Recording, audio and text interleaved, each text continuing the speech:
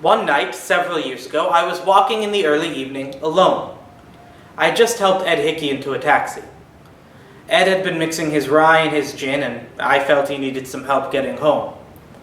I turned to walk down the street when I heard a voice saying, "Good evening, Mr. Dowd."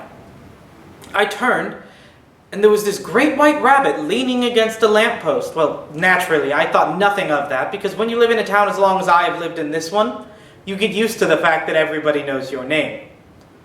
So naturally, I went over to chat with him. He said, "Ed Hickey was a little spiffed this evening. Or could I be mistaken?" Well, of course he was not mistaken. I think the world and all of Ed, but he was spiffed. So we stood there and talked until finally I said, "You have the advantage of me. You know my name, but I don't know yours." Right back at me, he said, "Well, what name do you like?" Well, I didn't have to think a minute.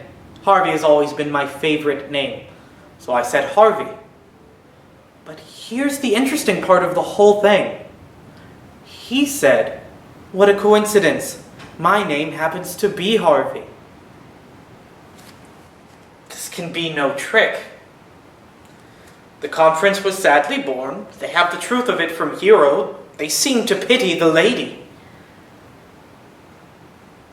It seems her affections have their full bent. Love me.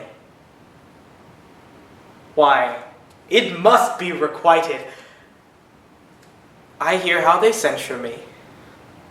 They say I will bear myself proudly if I perceive that the affections come from her.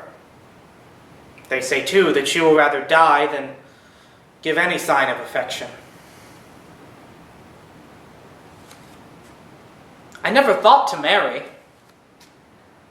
No, I must not seem proud. Happy are they that can hear their detractions and put them to mending.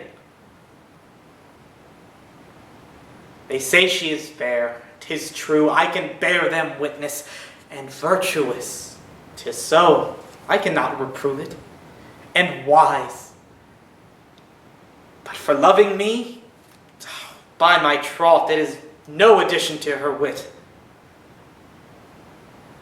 Nor is it a great argument of her folly, because I will be terribly in love with her. I may perchance have some odd quirks and remnants of wit broken on me, because I have so long rallied against marriage. But doth not the appetite change? A man who loves the meat in his youth cannot endure it in age. Shout the quips and the sentences and the paper bullets of the mind awe a man away from the career of his humor? No! The world must be peopled. When I said I would die a bachelor, I did not think I should live until I were married.